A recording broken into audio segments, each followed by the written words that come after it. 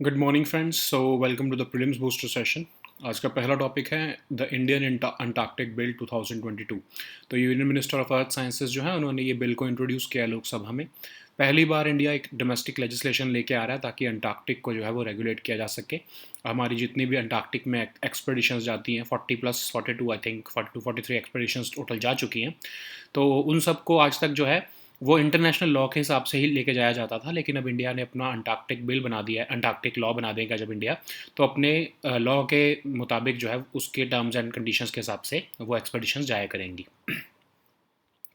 तो जो भी अंटार्कटिक ट्रीटी के मेंबर्स हैं उनको वो ट्रीटी एम्पावर करती है कि वो अपना एक एक्ट बना सकते हैं, लॉ बना सकते हैं, और उसके मुताबिक जो है अंटार्कटिक की अपनी जो है एक्सपेडिशंस को वो रेगुलेट कर सकते हैं। तो इंडिया ने आज तक वो लॉ बनाया ही नहीं था, तो इंडिया ने अब ये लॉ बना रहे हैं ताकि जो है अंटार्कटिक के इन्वायरमेंट को जो है वो अपने लॉ के थ्रू प्रोटेक्ट कर सकें। ठीक है, तो बहुत ही एक वाइड कॉम्प्रिहेंसिव लॉ है ये, जो कि अंटार्कटिका में हमारे इंडिया की जो भी एक्टिविटीज़ हैं उन सबको रेगुलेट करने वाला है।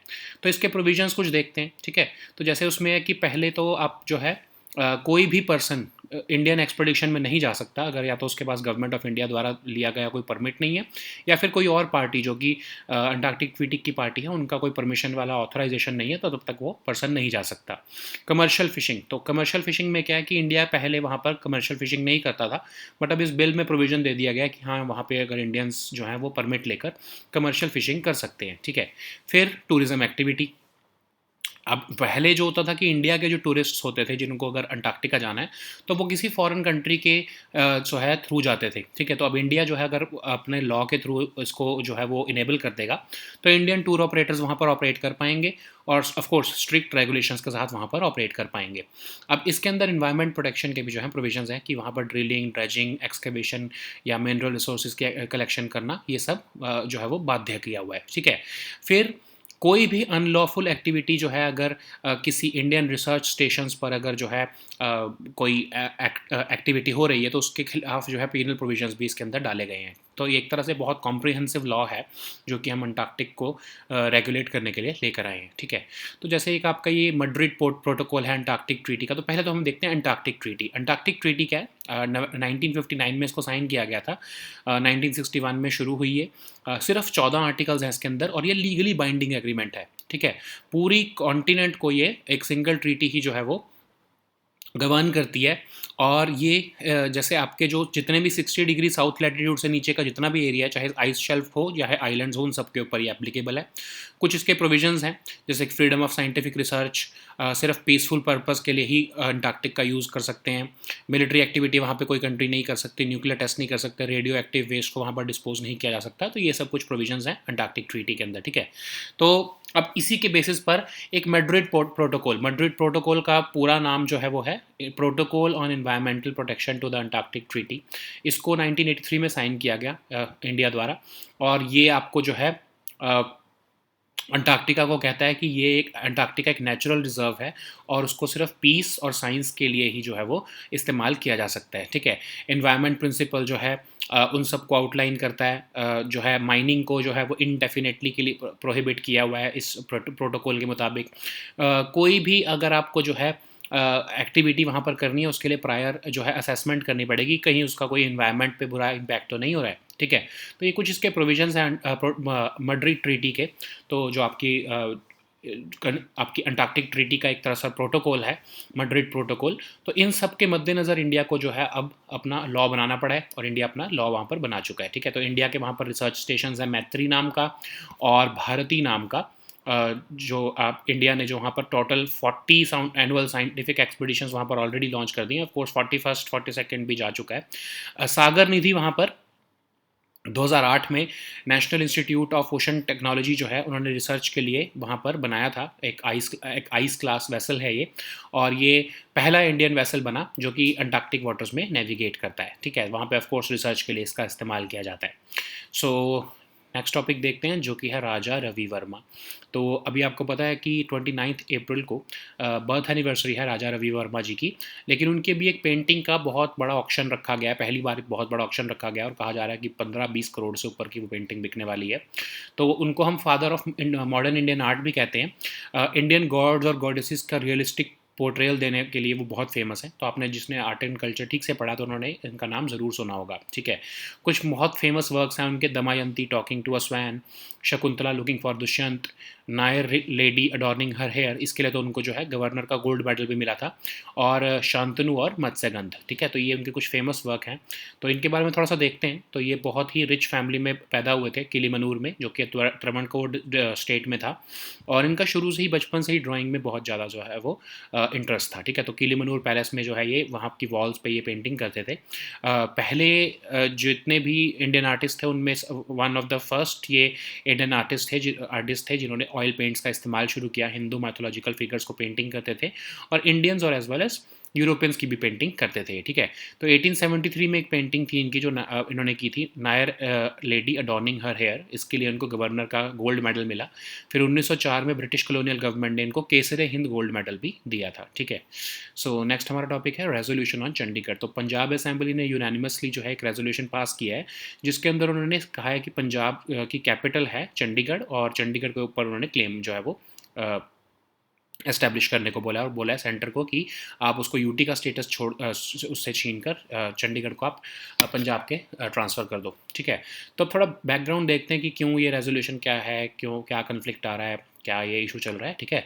तो 1947 से पहले आपको पता है पंजाब प्रोविंस की राजधानी लाहौर होती थी, लेकिन 1947 के बाद क्या हुआ कि कैपिटल ऑफ पंजाब, लाहौर तो पाकिस्तान में चला गया, तो उसके लिए जो कैपिटल ऑफ पंजाब है वो टेम्परेरीली जो है वो शिमला में शिफ्ट कर दी गई, ठीक है। लेकिन पंडित जवाहरलाल नेहरू ने कहा कि नहीं, पंजाब को एक मॉडर्न सिटी देनी चाहिए कैपिटल।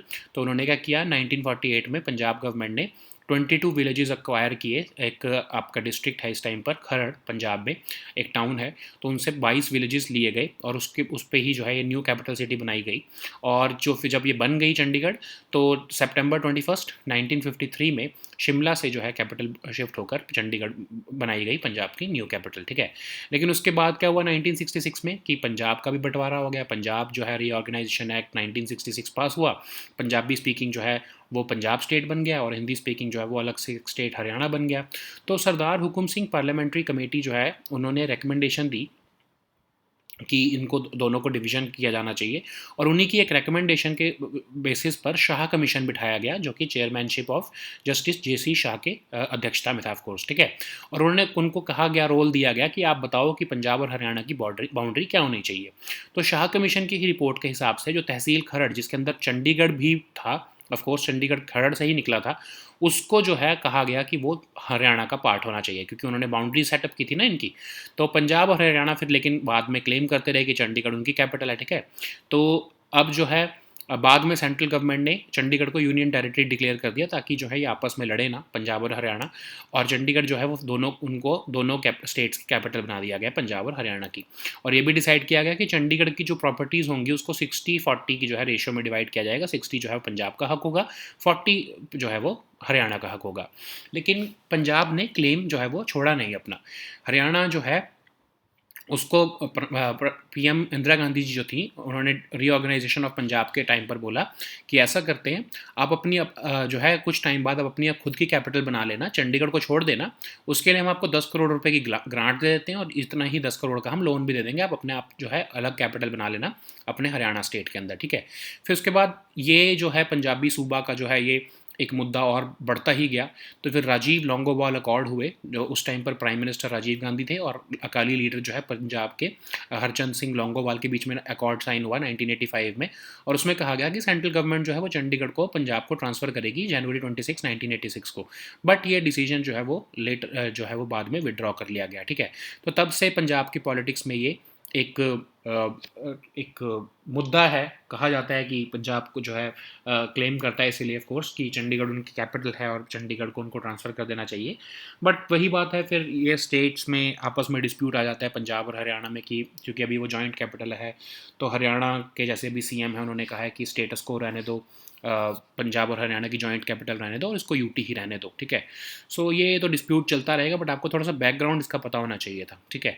सो नेक्स्ट टॉपिक हमारा है इकोनॉमिक क्राइसिस इन श्रीलंका। तो आपको पता है कि अभी कर्फ्यू वहाँ पर लगा दिया गया है श्रीलंका में, और एमरजेंसी भी डिक्लेयर कर दी गई है प्रेसिडेंट गोटाबाया राजपक्षा द्वारा, क्योंकि वहाँ पर इकोनॉमिक जो है टर्मोइल इतना बढ़ गया है कि लोग स्ट्रीट्स पर उतर आए हैं अगेंस्ट द गवर्नमेंट, ठीक है, क्योंकि वो कह रहे हैं कि इकोनॉमिक क्राइसिस लाने में गवर्नमेंट का ही रोल है। तो हो क्या रहा है श्रीलंका में, एक तो उनके पास फॉरेन करेंसी बिल्कुल नहीं बची है, ठीक है, सिर्फ $2.31 बिलियन रह गए थे फरवरी में उनके पास, और उनकी जो है अभी डेट रीपेमेंट्स आ रही थी, इंटरनेशनल सोवरेन बॉन्ड की उनका एक मैच्योर हो रहा है, $1 बिलियन उसकी पेमेंट करनी है, फिर लगभग $4 बिलियन की उनको रीपेमेंट्स करनी है 2022 में, और उनके पास बिल्कुल भी फॉरेन एक्सचेंज करेंसी नहीं रह गई थी, ठीक है। तो ऑफकोर्स इंडिया जो है उसमें आगे आया है, ऑफकोर्स इंडिया ने हेल्प किया उनका, और बहुत सारा फॉरेन डेट उनका जो है वो एशियन डेवलपमेंट बैंक को देना है उन्होंने वापस, जापान को देना है, चाइना को देना है, ठीक है। तो अब हो क्या रहा है, क्योंकि उनके पास फॉरेन एक्सचेंज नहीं है, तो उससे क्या हो रहा है कि उनकी करेंसी इतनी ज़्यादा शार्पली डिवैल्यू हो चुकी है कि वहाँ पर इन्फ्लेशन की प्रॉब्लम आ गई है, तो उससे लोगों को जो है वो दिक्कत आ रही है। वहाँ पर अब क्या क्या जो है वहाँ की गवर्नमेंट ने क्या क्या गलतियाँ की जिसकी वजह से जो है श्रीलंका इस सिचुएशन में पहुंच गया। तो वही फ्रीबी कल्चर, ठीक है, जो फ्रीबी कल्चर होता है, जो हमारे इंडिया में भी कुछ स्टेट्स में चल रहा है कि हाँ, इलेक्शन से पहले अनाउंस कर दिया जाता है कि टैक्स कम कर देंगे, हम ये फ्री कर देंगे, वो फ्री कर देंगे, ये फ्री कर देंगे। तो वहाँ के लोगों जो वहाँ की करंट गवर्नमेंट जो है वो बहुत पॉपुलिस्ट पॉलिसीज़ दे के जो है वो इलेक्शन में वहाँ पर इलेक्ट होकर आ गई। लेकिन जब उन्होंने ये सब जो है अपने प्रॉमिस पूरे करने शुरू किए तो बजटरी शॉर्टफॉल हो गया, मतलब करंट अकाउंट डेफिसिट आ गया, जितने उनकी इनकम नहीं थी उससे ज़्यादा उन्होंने खर्चा कर दिया। तो एक तो ये प्रॉब्लम हो गई, ऊपर से फॉरेन एक्सचेंज की करेंसी की भी प्रॉब्लम हो गई, तो और ये दोनों जब कंबाइन हो गए, ना उनके पास फॉरेन एक्सचेंज बचा है, इन्फ्लेशन भी बढ़ गया है, और ना तो इनकम बची है, ना मतलब एक्सपेंडिचर ज़्यादा है, इनकम भी कम है। तो इकोनॉमी एक तरह से हर जगह से ही जो है वो सफ़र करने लगी, ठीक है। फिर जब कोविड-19 भी आया तो टूरिज़्म इकोनॉमी सफ़र हुई, इवन जो फॉरेन वर्कर्स जो भेजते थे रेमिटेंसेस वो भी नहीं भेज पाए बिकॉज ऑफ कोविड ग्लोबली। फिर इंटरनेशनल कैपिटल मार्केट्स का भी जो है उनको जो है, क्योंकि क्रेडिट रेटिंग एजेंसीज़ ने देखा कि इनकी फॉरेन एक्सचेंज तो इनके पास बचा ही नहीं है, तो उनकी जो रेटिंग्स को जो है वो श्रीलंका की रेटिंग्स को जो है वो डाउनग्रेड कर दिया गया। उससे क्या हुआ कि श्रीलंका जो है इंटरनेशनल कैपिटल मार्केट्स से पैसा भी नहीं उठा पाया, फॉरेन एक्सचेंज नहीं उठा पाया। फिर श्रीलंका की जो डेट मैनेजमेंट जो प्रोग्राम्स थे वो डीरेल हो गए, और फॉरेन एक्सचेंज रिजर्व जो है वो लगभग 70% कम हो गए सिर्फ 2 साल के अंदर अंदर, ठीक है। फिर एक और उन्होंने बहुत बड़ी बेवकूफ़ी कर दी। उन्होंने क्या किया कि जितने भी केमिकल फर्टिलाइजर्स थे उनको 2021 में उनको बैन कर दिया। जब वो बैन किया तो कंट्री की जो एग्रीकल्चर इकोनॉमी थी वो भी सफ़र हो गई, वो भी बिल्कुल ख़त्म हो गई। एक तरफ टूरिज़्म पे वो डिपेंडेंट है, एक दूसरी तरफ जो है वो फार्म एग्रीकल्चर पे डिपेंडेंट है। तो गवर्नमेंट ने सारी गलत पॉलिसीज़ की वजह से जो है कंट्री को एक तरह से इकोनॉमिक मिसमैनेज करके, पॉपुलिस्ट पॉलिसीज़, फ्रीबी कल्चर से जो है वो पूरी कंट्री को जो है वो इकोनॉमिक मैस में धकेल दिया, इसीलिए लोग वहाँ पर अब उनके खिलाफ हो गए हैं, ठीक है। सो नेक्स्ट टॉपिक हमारा है economic cooperation and trade agreement. तो इंडिया और ऑस्ट्रेलिया ने India Australia economic cooperation and trade agreement sign कर दिया in the presence of both countries prime minister. और अब इसमें थोड़ा सा बैकग्राउंड देखते हैं पहले कि ऑस्ट्रेलिया जो है वो इंडिया का 17th लार्जेस्ट ट्रेडिंग पार्टनर है, और इंडिया जो है वो ऑस्ट्रेलिया का 9th लार्जेस्ट ट्रेडिंग पार्टनर है। दोनों कंट्रीज़ के बीच में $27.5 बिलियन का इस साल का जो है वो ट्रेड रहा है, पिछले साल का ऑफकोर्स। और इंडिया के एक्सपोर्ट वहाँ पे 2019 से के कंपैरिजन में 2021 में जो है वो 135% बढ़ गए हैं, और हम उनको फिनिश प्रोडक्ट्स जो है वो वहाँ पर एक्सपोर्ट करते हैं, ठीक है। अब आप देखोगे कि इंडिया का एक्सपोर्ट जो है वो $6.9 बिलियन है, और लेकिन जो इंडिया का इम्पोर्ट है वो लगभग $15.1 बिलियन। तो आपको लगेगा कि हम इम्पोर्ट ज़्यादा करते हैं उनसे, एक्सपोर्ट कम करते हैं, लेकिन आप ये देखो कि इंडिया उनको फिनिश्ड प्रोडक्ट्स जो है वो एक्सपोर्ट करता है। इंडिया उनसे इंपोर्ट क्या कर रहा है, रॉ मटेरियल, मिनरल्स और इंटरमीडिएट गुड्स। तो ये जो है ये एक तरह से सिमिलर एक अरेंजमेंट आ गया जैसे इंडिया और चाइना का होता है। इंडिया उनको जो है चाइना को वो रॉ मटेरियल एक्सपोर्ट करता होता था, और चाइना इंडिया को फिनिश्ड उसी रॉ मटेरियल का यूज़ करते हुए फिनिश्ड प्रोडक्ट बना के इंडिया को एक्सपोर्ट कर देता था। अब यही चीज़ अब इंडिया और ऑस्ट्रेलिया के केस में आ गई है। इंडिया समझ लो एक इन द कंटेक्स्ट आप ये कह सकते हो कि इंडिया जो है ऑफ कोर्स नॉट एट उस लेवल पर तो नहीं, पर इंडिया जो है वो चाइना के शूज़ में आ चुका है इस मामले में, ठीक है, कि हम फिनिश प्रोडक्ट्स बनाकर उनसे रॉ मटेरियल लेते हैं, उनसे मिनरल्स लेते हैं, उनसे इंटरमीडिएट गुड्स लेते हैं, और उसको हम फिनिश प्रोडक्ट्स बना के उनको एक्सपोर्ट कर रहे हैं, ठीक है। सो ये एक तरह से फेवरेबल ट्रेड है, चाहे फिगर्स हमारे अभी फेवर में नहीं है, बट आने वाले टाइम में ये हमारी एक्सपोर्ट फिगर्स भी हमारे फेवर में आ जाएंगी, ठीक है। तो अब इस ट्रेड एग्रीमेंट का ये एक मोटिव है कि अगले जो है 5 साल में $50 बिलियन तक ट्रेड पहुंचाना है। तो ये ट्रेड एग्रीमेंट में बहुत ही कॉम्प्रिहेंसिव जो है वो एग्रीमेंट किया गया है। Trade in goods, trade in services, rule of reason, technical barriers to trade, sanitary and phytosanitary measures, dispute settlement, सब कुछ जो है वो एड्रेस किया गया है। और एक स्पेशल रिव्यू मैकेनिज्म भी बनाया गया है कि हर 15 साल बाद रिव्यू किया जाएगा कि ये एग्रीमेंट कैसा परफॉर्म कर रहा है, ठीक है। तो अब कुछ बेनिफिट्स देखते हैं क्या जो है इसके अंदर प्रोविजंस रखे गए हैं। एक तो जीरो ड्यूटी एक्सेस, तो ऑस्ट्रेलिया को 96% ऑफ, ऑस्ट्रेलिया इंडिया को 96% ऑफ एक्सपोर्ट्स पर जो है वो जीरो ड्यूटी एक्सेस दे रहा है, कोई टैक्सेस नहीं लगाएगा इंडिया के ऊपर। और जो है ऑस्ट्रेलिया जो है उनके इंडिया को जो एक्सपोर्ट्स होंगे, मतलब जो इंडिया इंपोर्ट करेगा उसमें 85% जो उनके प्रोडक्ट्स हैं उनके ऊपर हम कोई जो है वो ड्यूटी नहीं लगाएंगे। फिर अब चीपर रॉ मटेरियल्स, ऑस्ट्रेलिया जब एक्सपोर्ट करेगा तो हमको वो रॉ मटेरियल एक्सपोर्ट करता है, इंटरमीडिएट गुड्स एक्सपोर्ट करता है, तो वो हमको चीप पड़ेंगे, ठीक है, सस्ते पड़ेंगे, ठीक है। और इंडिया जो है उनके फिनिश्ड गुड्स को वहाँ पर फ़ायदा मिल जाएगा क्योंकि उनको भी जीरो ड्यूटी एक्सेस मिल रहा है, ठीक है। फिर सर्विस सेक्टर बेनिफिट्स, अब इंडिया ने जो है उन्होंने इवन अपने जो है इंडियन स्टूडेंट्स के लिए ये भी एग्रीमेंट में लिखवा लिया है कि सर्विसेज सेक्टर को बढ़ाने के लिए पोस्ट स्टडी वर्क वीज़ा भी उनको वहाँ पर दिया जाए 2 से 4 साल का। तो इंडियन स्टूडेंट्स जो वहाँ पढ़ेंगे उसके बाद वो 2 से 4 साल तक वहाँ पर वर्क वीज़ा पे रह सकते हैं, ठीक है। फिर work and holiday visa arrangement भी है यंग प्रोफेशनल्स के लिए, ताकि वहाँ पे मूवमेंट जो है वो लोगों के बीच में आपस में, इंडिया और ऑस्ट्रेलिया के बीच में ऑफ कोर्स ये जो है वो बढ़ सके, ठीक है। फिर सबसे इंपॉर्टेंट क्या है, डबल टैक्सेशन अवॉइडेंस एग्रीमेंट, ठीक है। अभी DTA क्या होता है, अब इसमें क्या होता है कि आपने अगर इंडिया में टैक्स पे कर दिया किसी ट्रांजैक्शन के लिए, और आपकी कंपनी इंडिया और ऑस्ट्रेलिया दोनों में जो है वो ऑपरेट कर रही है, आपने इंडिया में टैक्स पे कर दिया तो ऑस्ट्रेलिया कहेगा कि ठीक है आपने एक जगह पे टैक्स पे कर दिया, कोई प्रॉब्लम नहीं, आपको यहाँ पे टैक्स पे करने की ज़रूरत नहीं है, ठीक है। अब अभी क्या होता है, एग्जिस्टिंग में क्या होता है कि पहले वो इंडिया में भी टैक्स पे करते हैं, फिर सेम चीज़ के लिए ऑस्ट्रेलिया में भी उनको टैक्स पे करना पड़ता है, तो डबल टैक्सेशन हो जाती है ना। तो इसको अवॉइड करने के लिए double taxation avoidance agreement sign किया जाता है 2 कंट्रीज़ के बीच में कि किसी भी एक जगह पर वो टैक्स कटवा सकते हैं, ठीक है। जो कंपनीज जो खासकर इंडियन फर्म्स या ऑस्ट्रेलियन फर्म्स अगर दोनों कंट्रीज़ में ऑपरेट कर रही हो तो। सो नेक्स्ट हमारा टॉपिक है इंडिया नेपाल बॉर्डर डिस्प्यूट। तो अभी नेपाल के प्राइम मिनिस्टर इंडिया विजिट पर आए हैं, तो उन्होंने बोला है कि जो हमारे बॉर्डर एग्रीमेंट्स हैं उसको हम पॉलिटिसाइज़ नहीं करेंगे, ठीक है। तो आपको पता है पिछले कुछ सालों से जो है, खासकर जब KP शर्मा ओली जी जब प्राइम मिनिस्टर थे तो इसको बहुत बहुत पॉलिटिसाइज़ किया गया था, खासकर काला पानी डिस्प्यूट को। तो उस इवन जो है वहाँ पर उन्होंने अपनी आर्म्ड पुलिस भी लगा दी थी, तो एक तरह से प्रोवोक किया था इंडिया को उस टाइम पर। और अब एक मैप बनाकर उसको जो है अपना क्लेम दिखाकर उसको कॉन्स्टिट्यूशन में भी जो है अमेंड करके उसको उसके अंदर डाल दिया गया था, ठीक है। तो अब जो है इंडिया का नेपाल का ये बॉर्डर डिस्प्यूट जो है ये बहुत ही कॉम्प्लेक्स हो गया था उस टाइम पर। बट अब जो है वहाँ के प्राइम मिनिस्टर जो है वो कह रहे हैं कि हम इसको पॉलिटिसाइज़ नहीं करना चाहते, इसको धीरे धीरे हम रिजॉल्व कर लेंगे। तो अब थोड़ा सा बैकग्राउंड देखते हैं इस डिस्प्यूट का। तो सुगौली, ट्रीटी ऑफ सुगौली, ठीक है, तो 1816 में साइन हुई थी नेपालीज किंगडम के बीच में और ब्रिटिश के बीच में। उसमें क्या कहा गया था कि सतलुज रिवर जो है वेस्ट में, वहाँ से लेकर तीस्ता रिवर तक का जो है एरिया वो आपका ईस्ट में वो नेपाल होता था उस टाइम पर, बहुत बड़ा था नेपाल, ठीक है।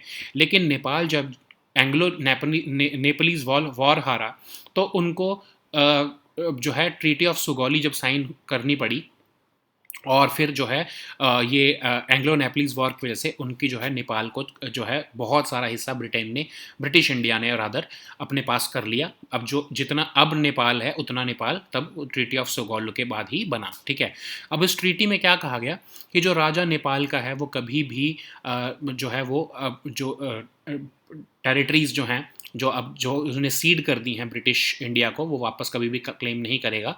और जितना भी रिवर काली और रिवर राप्ती के बीच का जो एरिया है वो अब जो है वो उनका नहीं रहे, वो सिर्फ उतना ही एरिया उनके पास रहेगा, ठीक है।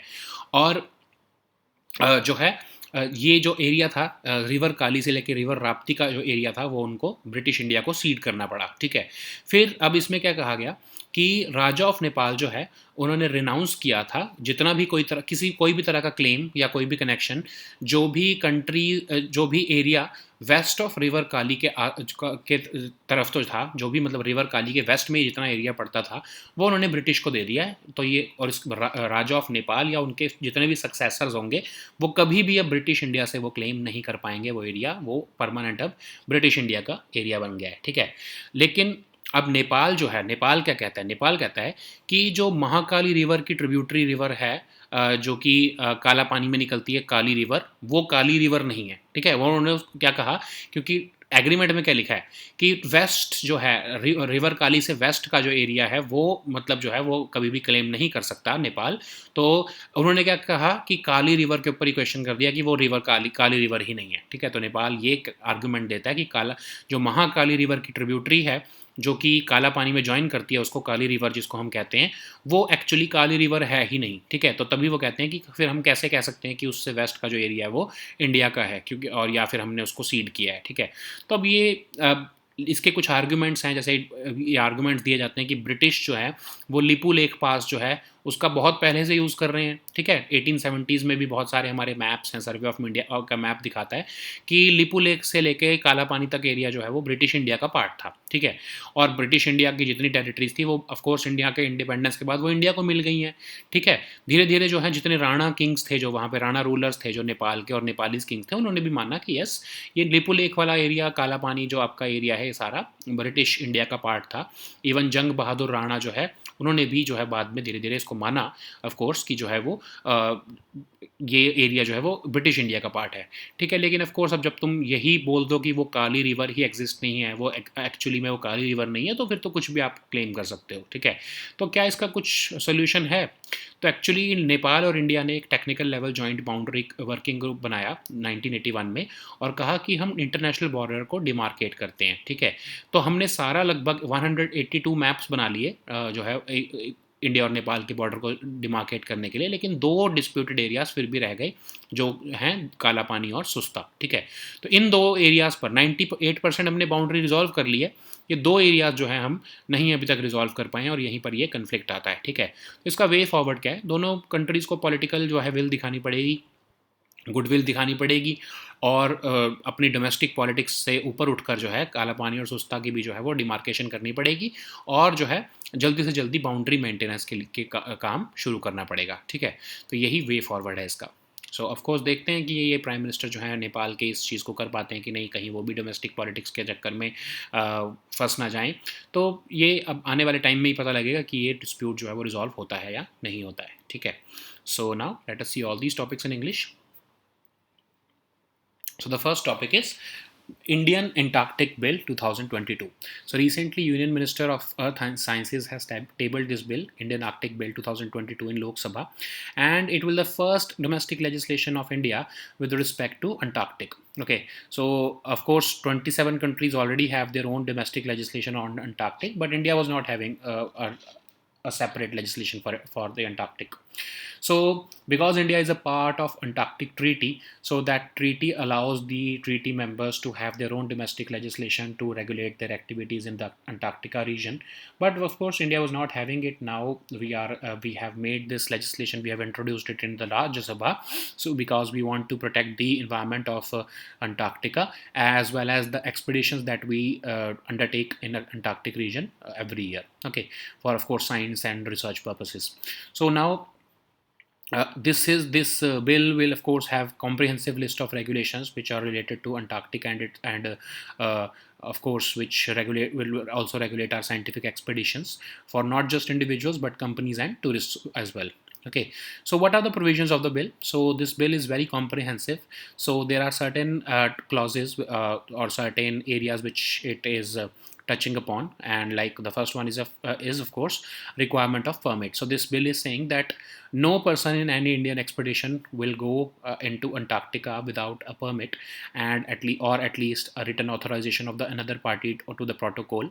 And earlier we were not having any commercial fishing, we were not carrying out any commercial fishing in that area, in the Antarctic area, but now this bill is permitting for the same for carrying out commercial fishing activity for Indians in Antarctica. So earlier if an Indian tourist had to go to Antarctic, it had to undertake foreign tours, but now India is also going to explore tourist activities in Antarctic, so it will allow Indian tour operators to operate in Antarctic. Of course, there will be strict regulations to prevent the environmental impact, and even for environmental protection, bill also prohibits drilling, dredging, excavation or collection of mineral resources in that area, and only after permit, you can conduct scientific research in that area. Okay, so introduction of animals, birds, plants, or microscopic organisms which are not native to Antarctica has also been prohibited under this act, under this bill. So no unlawful activity can take place in the areas which have been occupied by Indian research stations. For that, penal provisions have also been provided under this very act. Okay, so now let us see what is this Antarctic Treaty. Okay, so it was of course signed in 1959, and it was signed by 12 countries whose scientists were operating in the Antarctic region. It entered into force in 1961, and about 54 members are there today. And it is a very small treaty. It contains just 14 articles. It is a legally binding agreement. Okay, so under this treaty, it is a single treaty which governs the whole continent and any area south of 60 degrees south latitude, including all ice shelves and islands, will come under the jurisdiction of this treaty. Okay, so there are certain provisions like freedom of scientific research, use of this Antarctic region only for peaceful purpose, a prohibition of military activities, nuclear tests, and disposal of radioactive waste. So all these provisions have been underlined under the Antarctic Treaty. Okay, so there was also another protocol, the Madrid Protocol. The official name of this Madrid Protocol is Protocol on Environmental Protection to the Antarctic Treaty.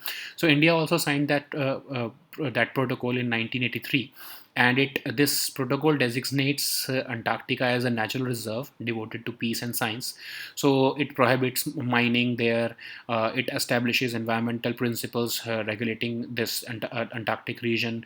It also requires that all activities which have been proposed must be carried out only after a prior assessment of environmental impact. Okay, so even it provides for development of contingency plans to respond to environmental emergencies. Okay, so India is a party to both of them, of course, the Antarctic Treaty as well as to the Madrid Protocol.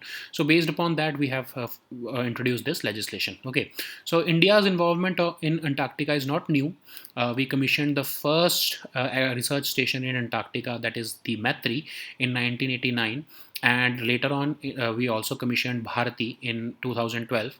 India has also introduced this Sagar Nidhi. Sagar Nidhi is the first Indian vessel which is navigating the Antarctic waters for scientific research. Okay, so now let us see the next topic, which is Raja Ravi Verma.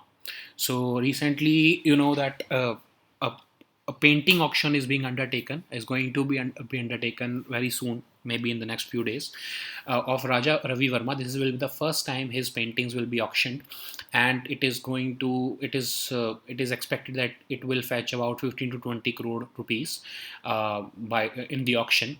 So anyways, his birthday or his birth anniversary is also very near. April 29th is his birth anniversary.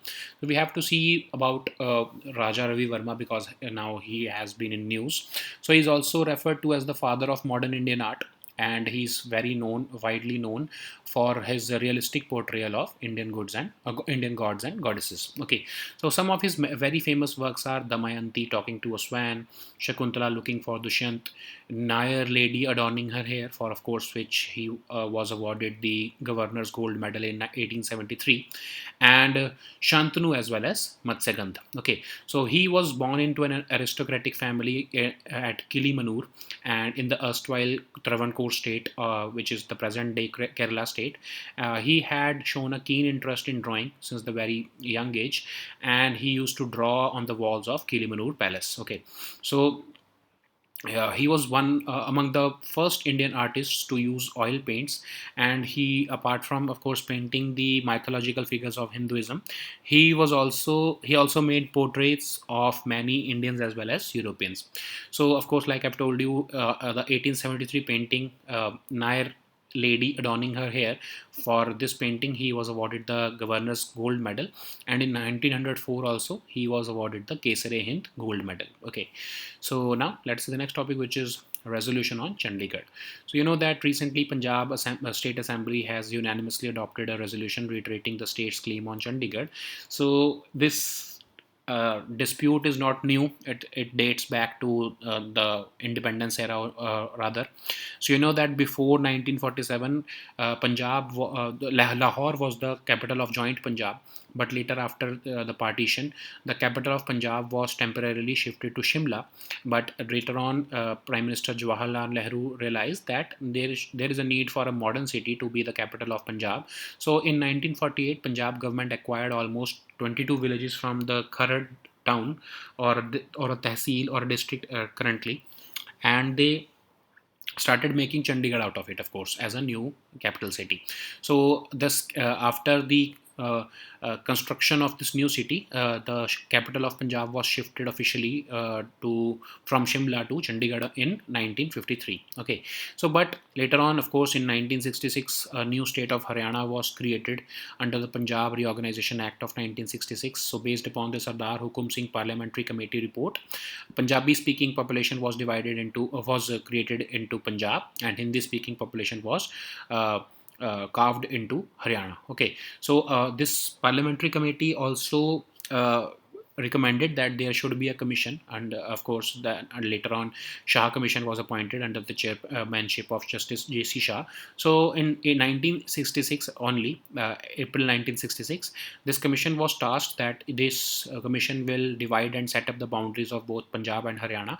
As per this commission report, Tehsil Kharad, which also included Chandigarh at that time, should also be a part of Haryana. Okay, but of course it was not done. So it was, of course, this particular fact is not very much discussed in the mainstream politics of Punjab, that the Shah Commission report recommended the transfer of Chandigarh to Haryana. Okay, so of course. Later on, both Punjab and Haryana started making claims upon Chandigarh as their capital. Then the central government decided that Chandigarh will be a union territory, so that until you have a resolution of this conflict, the central government will act as the caretaker of Chandigarh. Okay. Later on, of course, Chandigarh became a joint capital of both Punjab and Haryana, and it was decided that the properties of Chandigarh were to be divided in a 60-40 ratio.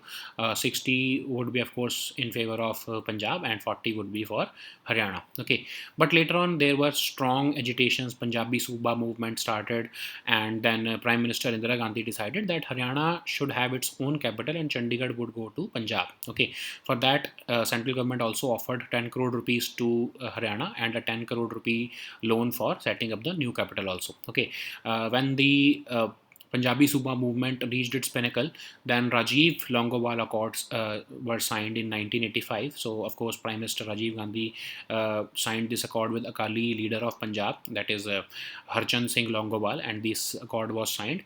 And according to this accord, it was decided that this Chandigarh would be transferred to Punjab on 26 January 1986, but of course this decision was later withdrawn. Okay, so even now this failure of that time, the government's failure at that time, is continuing to haunt the state politics of both Haryana and Punjab, and of course the people of Chandigarh are suffering in the middle for that, because of that. Okay. So the next topic is economic crisis in Sri Lanka. So you know that Sri Lankan government has imposed a 36-hour curfew across the country, in addition to the state of emergency which has been declared by president.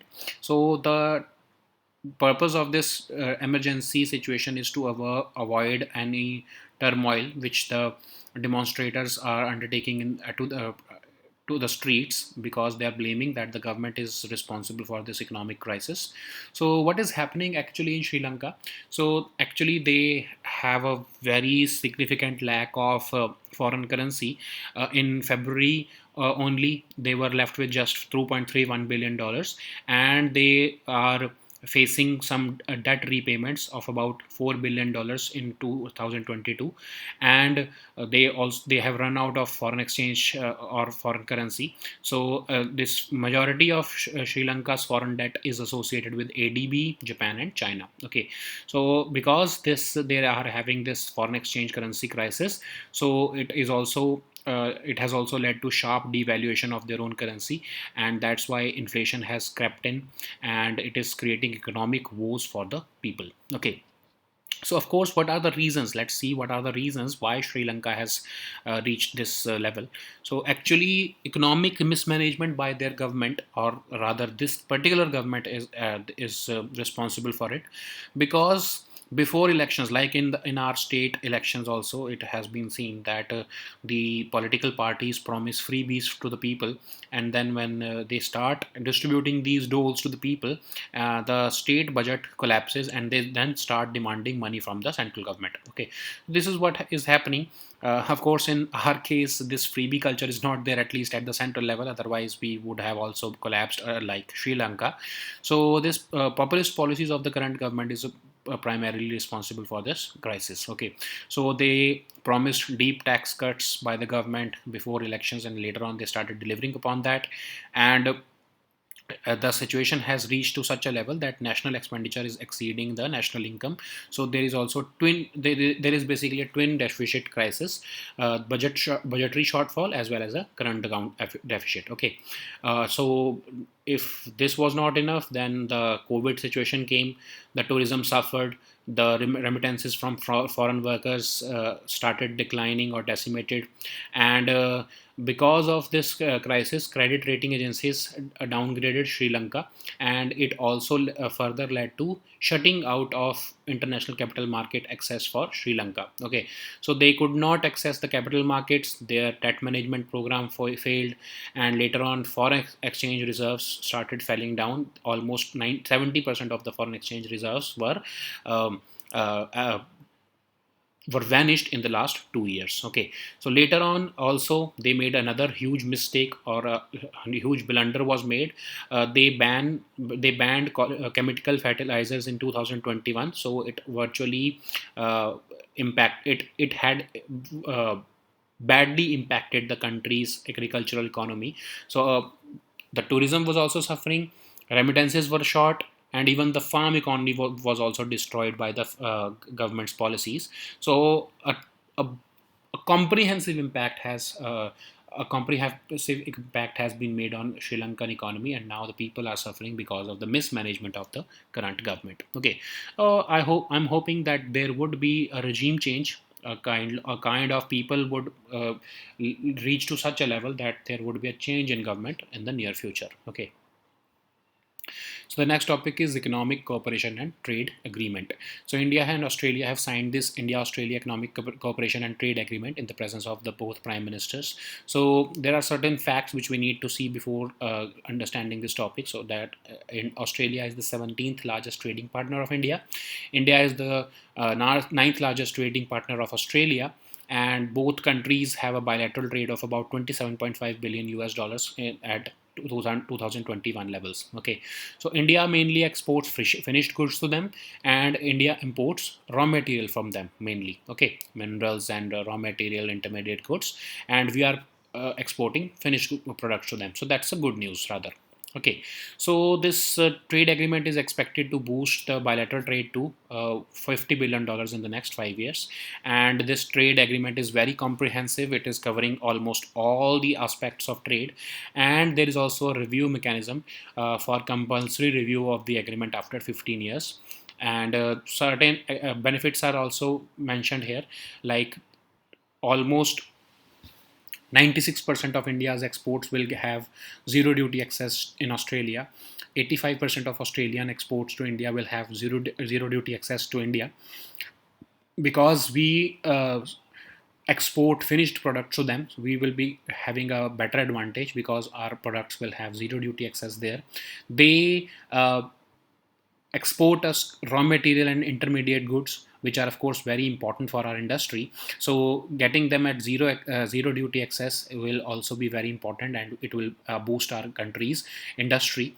And apart from that, in service sector also, we have been able to secure post study work visa of 2 to 4 years for our Indian students. On, of course, it will be done on reciprocal basis. Work and holiday visa arrangement have also been done, but the most important part which I see was really required is that the double taxation avoidance agreement. Okay, so what happens is that any company, let's say, or any Indian firm which is operating in both India and Australia, earlier it had to pay pay tax at both these jurisdictions. So what this double taxation avoidance agreement does is that for one transaction that you have made, you can pay tax at any of the two locations. Okay, earlier you were paying tax at both the countries, so it was of course harming your business interests. So now this double taxation avoidance agreement would facilitate these firms, and especially Indian firms who are also operating in Australia. Okay, so the next topic is India Nepal border dispute. So, Nepal Prime Minister is on a visit to India, and he has said that we should not politicize the border dispute matter. So, actually, it was just just the Nepalese government under PMKP Oli, the then PMKP Oli, who politicized this border dispute matter by deploying armed police at Charong, which was, of course, an area close to Kalapani. And later on, that government also created a new map and inculcated that incorporated that map into the constitutional by making an amendment. So this conflict was rather flared up by the then prime minister of Nepal only. Okay, but anyways, if this current prime minister is making an effort to resolve this dispute, then we should welcome it. Okay, but let's see what is this dispute regarding Kalapani. Okay, so in 1860, Treaty of Sugauli was signed. So earlier, what was there? Nepalese kingdom was extending from Satluj River to Tista River in the east. But when the Anglo-Nepalese war happened and the Nepalese lost to British India, this Treaty of Sugauli was signed, and it said that the Raja of Nepal will cede to the East India Company in perpetuity all the territories, all the under-mentioned territories, including the whole of lowlands between River Kali and Rapti. Okay, so it essentially means that they were transferring and the entire area, or they were ceding the entire area between the River Kali and Rapti River. Okay, so to the west of River Kali, this treaty also elaborated that Raja of Nepal will renounce any claim to the west of River Kali, and only to the east of River Kali would any claim of Nepal would remain. Okay, Nepal would operate only to the east of River Kali, and to the west of River Kali, the British India would remain. Okay, so Nepal, what is Nepal saying is today is that Nepal is saying that the river, the Mahakali River, which flows near Kalapani, it has a tributary which joins the Mahakali River at Kalapani, that is the Kali River. It is actually not Kali River. Okay, so Nepal is claiming that Kali River, the tributary is actually not Kali River, which has been mentioned in the above Treaty of Sugauli. So that's why the areas west to that Kali River are not the argument that the west any area which is west to the Kali River does not stand the ground. Okay, but of course it is a false accusation, it is a false machinations of the Nepalese government and they just want to have this Lipu Lake pass. So this Nepal is contending that the Kali River, which lies further west to the Lipu Lake Pass, so they rather want to capture this Lipu Lake Pass, which is at a strategic location. Okay, but of course there are documents which are proving that British were using the Lipu Lake Pass for trade with Tibet and China, and even the Survey of India maps in since the 1870s have showcased that area of Lipu Lake down to even Kalapani area were part of the British India. And because British India has transferred all their territories to the Indian government in 1947, this area belongs to India. Okay, of course this has been successively accepted by the Rana rulers of Nepal and Nepalese kings even after that. But now, because of domestic political pressure, the governments of Nepal have been ratcheting up these issues for their domestic constituents. Okay, so how we are dealing with such disputes? So India and Nepal had this technical level joint boundary working group which started working in 1981. It started demarcating the international border. So almost 98% of the boundary has been demarcated, but these two areas, Kalapani and Susta, remain disputed. So the way forward is also that we should both India and Nepal should show political goodwill and political will, and resolve these two areas also, and so that a demarcation can be done on the entire India Nepal boundary, and the work of boundary maintenance can be speedily executed. Okay, so these were our topics for today. We'll meet next time with new topics. Until then, goodbye and take care.